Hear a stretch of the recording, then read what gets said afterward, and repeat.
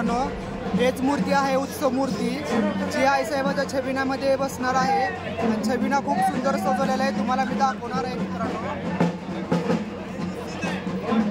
ही अष्टभुजा मूर्ती आहे मित्रांनो, श्री तुळजाभवानीची मूर्ती। हेच मूर्ती पालखीमध्ये मिरवली जाते।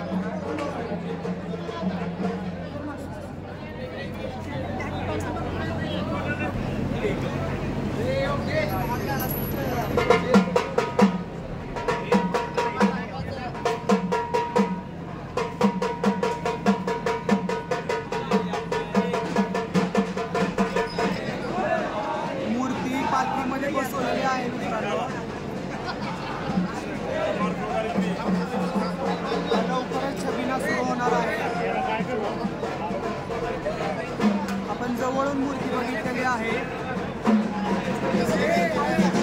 तेच मूर्ती आहे मित्रांनो।